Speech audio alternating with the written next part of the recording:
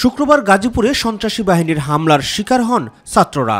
এরপরই গাজীপুর সহ সারা দেশে অপারেশন ডেভিল হান্ট পরিচালনার ঘোষণা দেয় স্বরাষ্ট্র মন্ত্রণালয়।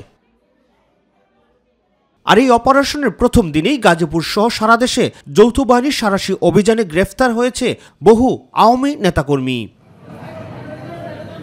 গাজীপুর মহানগর পুলিশের অতিরিক্ত পুলিশ কমিশনার তাহিরুল হক বিষয়টি নিশ্চিত করেছেন। তিনি জানান, রোববার দুপুর 12টা পর্যন্ত অভিযান চালিয়ে গাজীপুরে মোট 87 জনকে গ্রেফতার করা হয়েছে। যতদিন ডেভিল শেষ না হবে ততদিন পর্যন্ত যৌথ বাহিনীর এই অভিযান অব্যাহত থাকবে বলে জানিয়েছেন স্বরাষ্ট্র উপদেষ্টা লেফটেন্যান্ট জেনারেল অবসরপ্রাপ্ত জাহাঙ্গীর আলম চৌধুরী।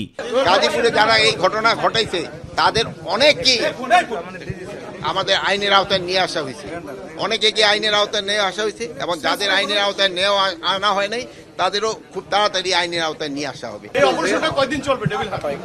ডেভিল যতদিন পর্যন্ত শেষ না হবে ততদিন পর্যন্ত অপারেশন চলবে। সচিবালয়ে অপারেশন ডেভিল হান্ট নিয়ে বৈঠক শেষে স্বরাষ্ট্র সচিব নাসিমুল গনি জানান, যেসব জায়গা থেকে দেশকে অস্থিতিশীল করার চেষ্টা করা হচ্ছে সেটাকে নিউট্রালাইজ করা হবে এই অপারেশনের মধ্য দিয়ে।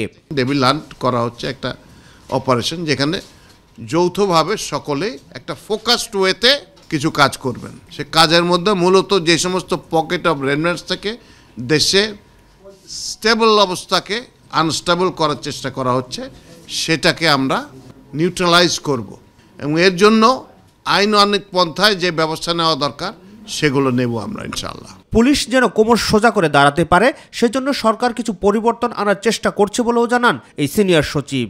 সেই পরিবর্তনগুলো আনার চেষ্টা করা হচ্ছে। রাকিব হাসান, মাই টিভি, ঢাকা।